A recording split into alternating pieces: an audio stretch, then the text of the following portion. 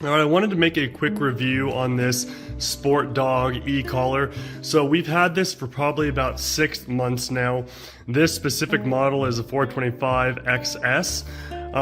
This is a 500 yard range remote dog trainer for large or stubborn dogs. They have one that's, I think, a little bit cheaper than this that doesn't go quite as high in voltage. And they have this one that they say is for more stubborn dogs where you have more range. You can increase this too.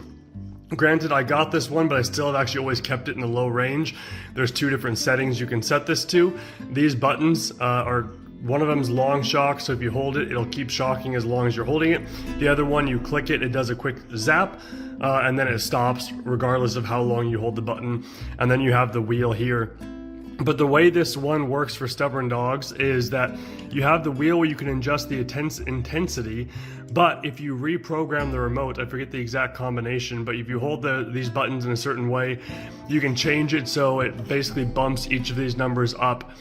So right now I have it in the low setting, so even if I go up all the way to the highest, this is not the highest that this remote can go. I can change the entire remote into the high setting, and then if I change it back to 1, it's going to be higher than 1 in the previous setting, and 2 is going to be higher, etc. So I've never put this to, I guess you could say, the stubborn dog setting. I've always kept this in the lower setting. And normally we only have this at 1 or 2, and our dog responds very well to that. It doesn't hurt him, it just gets his attention. If he's really looking at something and really intensely focused on something else, sometimes he doesn't even realize it when we hit number 1 or number 2, and we'll have to bump it up to 3 or 4.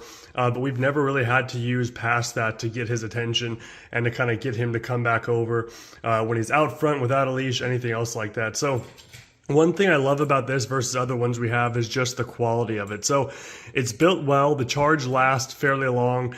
It's not crazy, it's gonna last if you're using it maybe 2 days, and then you have to throw it on the charger, but it does charge quickly. But our dog has swam with this probably hundreds of times now. He's run around with this, it's been in the mud, it's been all over the place, it's stayed on him, he sleeps with it sometimes. We don't normally leave it on at night, but he does take naps and sleep with it, and he doesn't seem to bother him at all when it's on him. So I've been thrilled with this purchase compared to some of the other e-collars we've tried in the past. It's just built well and it's going to last.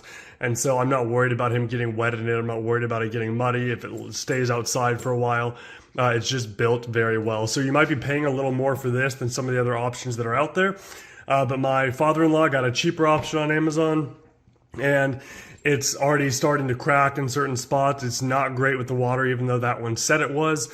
The battery's not lasting as long, it's going down, and so you kind of get what you pay for with this quality. And so I highly recommend this e-collar for your dogs if you're looking for something that'll kind of stand the test of time, work large distances, and work for a lot of different dogs and different sizes of dogs. So I highly recommend this collar.